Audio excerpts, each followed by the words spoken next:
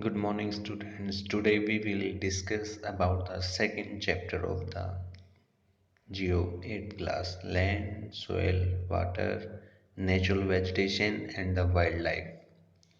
इसमें first point है land. Land एक नेचुरल रिसोर्स है जो पृथ्वी के 30% हिस्से को कवर करता है और इस 30% हिस्से पर वही जीवन संभव है जहाँ पर सूटेबल कंडीशंस हैं। और वर्ल्ड वाइज जो पॉपुलेशन है वो अनइवन है। अनइवन इसलिए है क्योंकि उसमें जैसे क्लाइमेट है, लैंड है, उनकी वैरायटी अलग अलग है। उसके बाद नेक्स्ट पॉइंट इसमें आता है बेटा स्पार्सली पॉपुलेशन। स्पार्सली पॉपुलेशन वो एरिया है जहाँ पर जनसंख्या कम है। इसमें जैसे रग टोपोग्राफी है, पहाड़ी इलाके हैं, लो लाइंग एरिया है जहाँ पर पानी पर्याप्त मात्रा में नहीं है। और उसके बाद है use of the land. Land का हम यूज अलग अलग पर्पज से करते हैं। Densely population area. Densely population area बेटा वो होते हैं जहाँ पर जनसंख्या ज़्यादा होती है, जैसे प्लेन्स, मैदान, रिवर्स, वहाँ पर जो नदियाँ हैं, और उस लैंड का यूज़ एग्रीकल्चर्स में किया जाता है। लैंड को हम अलग अलग पर्पस में यूज़ करते हैं। फॉरेस्ट में इसका यूज़ करते हैं, माइनिंग में इसका यूज़ करते हैं, रोड वगैरह बनाने में इसका यूज़ करते हैं, इंडस्ट्री वगैरह बनाने में इसका यूज़ करते हैं। तो लैंड का हम अलग अलग पर्पस में यूज़ करते हैं। अब उसके बाद नेक्स्ट पॉइंट आता है बेटा फिजिकल फैक्टर्स। फिजिकल फैक्टर्स क्या होते हैं जो लैंड को डिटरमाइन करते हैं, निर्धारित करते हैं। इसमें फर्स्ट आता है टोपोग्राफी है, सोयल है, क्लाइमेट है, मिनरल्स है और वाटर है। ये सभी क्या है, फिजिकल फैक्टर्स हैं जो सोयल को डिटरमाइन करते हैं। उसके बाद नेक्स्ट पॉइंट आता है बेटा ह्यूमन फैक्टर्स। ह्यूमन फैक्टर्स में आते हैं पॉपुलेशन है, टेक्नोलॉजी है, पॉपुलेशन जनसंख्या, टेक्नोलॉजी नई तकनीक का यूज़ करना। ये जो ह्यूमन दो फैक्टर्स हैं जो सोयल को डिटरमाइन करते हैं।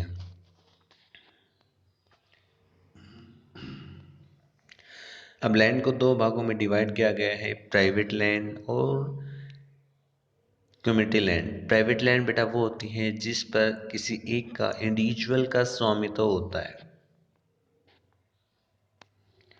कम्युनिटी लैंड वो होती है जो कॉमन पर्पस के लिए यूज़ की जाती है, जो सभी के लिए यूज़ की जाती है, उसको कॉमन लैंड कहते हैं। और इसका कम्युनिटी लैंड का दूसरा नाम है बेटा कॉमन प्रॉपर्टी रिसोर्स भी इसको हम कह सकते हैं। अब उसके बाद लोगों की जैसे डिमांड बढ़ रही है और जो जनसंख्या बढ़ रही है उसके लिए वो लैंड का अलग अलग पर्पस में यूज़ कर रहे हैं, उसको एक्सपेंड कर रहे हैं। जैसे फॉरेस्ट को कट कर रहे हैं, इंडस्ट्रीज़ को बना रहे हैं, शॉपिंग कॉम्प्लेक्स बना रहे हैं और एग्रीकल्चर्स को डेवलप कर रहे हैं। तो जिसकी वजह से हम लैंड का यूज़ कर रहे हैं, लैंड को हम इंक्रीज़ कर रहे हैं, एक्सपेंड कर रहे हैं। अब उसकी वजह से हम जैसे लैंड को इंक्रीज़ कर रहे हैं, एक्सपेंड कर रहे हैं, तो उसकी वजह से क्या है, इन्वायरमेंट को काफ़ी प्रॉब्लम फेस होती है, इन्वायरमेंट काफ़ी प्रॉब्लम क्रिएट होती है इन्वायरमेंट के लिए। अब इसमें आता है फर्स्ट, इसमें आता है लैंड डिग्रेडेशन, मतलब भूमि का, मिट्टी का कम होना, लैंड का कम होना, लैंडस्लाइड भूमि का खिसकना, सोयल इरोशन मिट्टी का अपवर्दन, डेजर्टिफिकेशन रेगिस्तान। ये सारी चीज़ें जैसे इंसान अपने लिए जो लैंड का यूज़ कर रहा है अलग अलग पर्पस के लिए, इंडस्ट्रीज़ के लिए, शॉपिंग कॉम्प्लेक्स के लिए, उसकी वजह से ये सारी चीज़ें प्रॉब्लम क्रिएट होती हैं।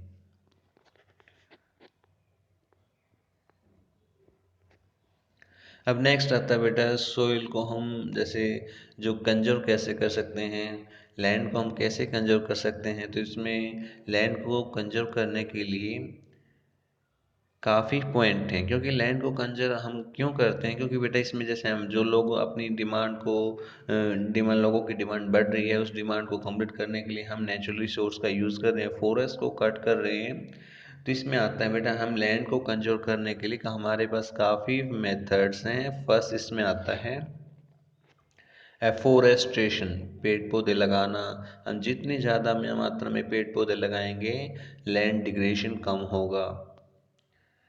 लैंड रिक्लेमेशन होता है बेटा भूमि की जांच करना, समय समय पर हमें उसकी जांच करनी चाहिए, ताकि उसकी वजह से भी लैंड डिग्रेडेशन कम होता है।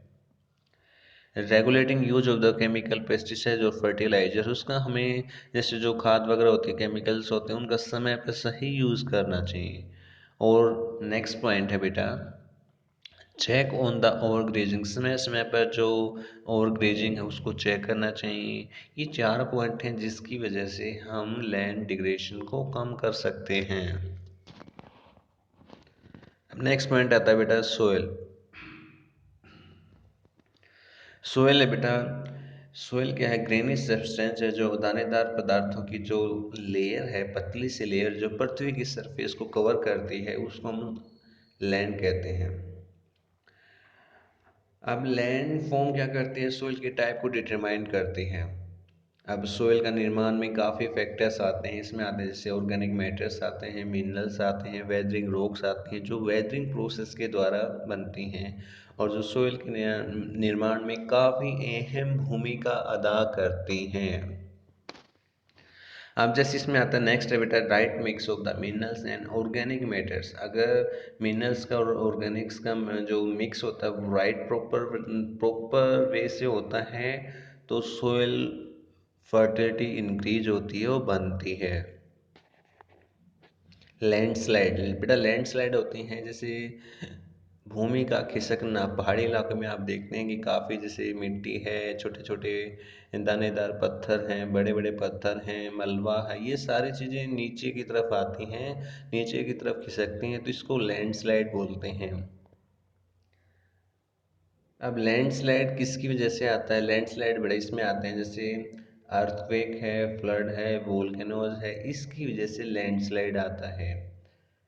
अब ज़्यादा पहाड़ी इलाकों में अगर ज़्यादा प्रोलॉन्ग रेनफॉल होती है, मगर अगर ज़्यादा बारिश होती है तो भी वहाँ पे लैंडस्लाइड आता है। उसके बाद नेक्स्ट पॉइंट आता है बेटा मिटिगेशन मैकेनिज्म, मतलब ये ऐसी साइंटिफिक तकनीक है जिसकी वजह से हम लैंडस्लाइड कैसे होता है उसको हम कैसे मैनेज कर सकते हैं, कंट्रोल कर सकते हैं, उसके लिए काफ़ी इसमें पॉइंट हैं, काफ़ी इसमें मेथड हैं जो नीचे दिए गए हैं। फर्स्ट पॉइंट इसमें आता है हजर्ड मैपिंग होता है बेटा, जैसे पहाड़ी इलाके जहाँ पर लैंडस्लाइड की संभावना है वहाँ पर ये मैप बनाए जाते हैं और लोगों को अवेयर किया जाता है कि आप वहाँ पर अपनी बिल्डिंग वगैरह सेटलमेंट्स वगैरह ना बनाएं, क्योंकि वहाँ पे ज़्यादा खतरा होता है, तो उसको खतरे को सावधान करने के लिए मैप वगैरह बनाए जाते हैं और जिसकी वजह से लोगों को अवेयर किया जाता है कि वहाँ जाते ज़्यादा मात्रा में आप लैंड ना बनाएं, क्योंकि वो आपके लिए खतरनाक हो सकता है, जानलेवा हो सकता है। नेक्स्ट पॉइंट है बेटा रिटेंशन वॉल को हम कंस्ट्रक्ट कर सकते हैं जिसकी वजह से भी लैंडस्लाइड कम होता है। वेजिटेशन पेड़ पौधे ज़्यादा ग्रो कर सकते हैं जिसकी वजह से भी लैंडस्लाइड कम होता है। जो सरफेस का ड्रेनेज है, पानी की जो निकास की जो प्रक्रिया है वो अगर प्रॉपर है, सही है, तरीका है, तो उसकी वजह से भी हम लैंडस्लाइड को जो रेन वाटर है, स्प्रिंग फ्लो है, वो उसको हम कंट्रोल कर सकते हैं। झरने वगैरह हैं, पानी का जो बहाव है जिसकी वजह से मिट्टी का कटाव होता है, अगर प्रॉपर सरफेस ड्रेनेज है, सही जल निकास की प्रणाली है, तो उसकी वजह से भी हम लैंडस्लाइड को कम कर सकते हैं। बेटा नेक्स्ट फैक्टर आता है सोइल फॉर्मेशन में काफ़ी फैक्टर आते हैं, इसमें फर्स्ट फैक्टर आता है पेरेंट्स रोग, जिसको जनक रोग्स भी बोला जाता है। सबसे पहले वाले रोग्स होते हैं जिसमें इसमें सोइल निर्माण में अहम भूमिका अदा करते हैं। इसकी वजह से सोइल का टेक्सचर है, उसका रूप है, ये सारी चीज़ें निर्धारित होती हैं। नेक्स्ट में आता है बेटा क्लाइमेट फैक्टर आता है। क्लाइमेट फैक्टर वो होते हैं जिसकी वजह से जलवायु इसमें आते हैं, टेम्परेचर में आते हैं, इसकी वजह से भी सोयल में निर्माण में काफ़ी अहम रोल अदा होता है। टोपोग्राफी सतह क्या करती कैसे बनती है, उबड़ खाबड़ बनती है या घाटी वैलीज बनती हैं, ये इसमें डिटरमाइन किया जाता है। ऑर्गेनिक मटेरियल्स होते हैं जो जैसे आपको पता है ह्यूमस वगैरह को कन्वर्ट करते हैं, उसको इंक्रीज करते हैं, और जिसकी वजह से सोल एनवायरनमेंट में भी काफ़ी अहम रोल अदा किया जाता है। टाइम टाइम निर्धारित करता है कि जो सोइल की जो मोटाई है वो कितनी है, कितने सालों में बनती है, कितना टाइम लेती है, तो ये निश्चित टाइम के द्वारा किया जाता है।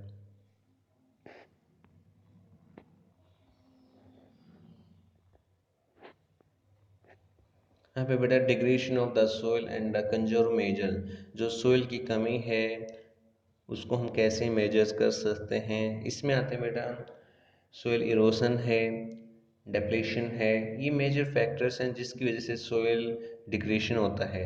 इसके अलावा ह्यूमन और नेचर फैक्टर्स भी हैं जिसकी वजह से लैंड डिग्रेडेशन होता है, सोइल डिग्रेडेशन होता है। इसमें पॉइंट हैं, इसमें फैक्टर्स हैं बेटा जिसकी वजह से सोइल डिग्रेडेशन होता है। फर्स्ट इसमें आता है डिफोरेस्टेशन, हम अगर ज़्यादा मात्रा में पेड़ पौधों को कट करते हैं तो उसकी वजह से भी लैंड डिग्रेडेशन होता है। ओवर ग्रेजिंग, हम ज़्यादा चराने के लिए पशुओं के लिए ज़मीन का यूज़ करते हैं, उसकी वजह से भी लैंड डिग्रेडेशन होता है। Overuse of the chemical fertilizers हैं और जो पेस्टिसाइड हैं उनका यूज़ करते हैं, उसकी वजह से भी लैंड डिग्रेडेशन मतलब लैंड में कमी आती है। रेन रेन वो ज़्यादा बारिश की वजह से भी लैंड डिग्रेडेशन होता है, उसमें भी कमी आती, लैंड में कमी आती है। लैंडस्लाइड और फ्लड, जैसे लैंडस्लाइड पहाड़ी इलाकों में होता है जिसकी वजह से मिट्टी का कटाव नीचे की तरफ होता है। फ्लड्स की वजह से ज़्यादा बारिश की वजह से पानी ज़्यादा मात्रा में नदियों में भर जाता है, उसकी वजह से भी लैंडस्लाइड होता है और लैंड डिग्रेडेशन होता है जिसमें कमी आती है।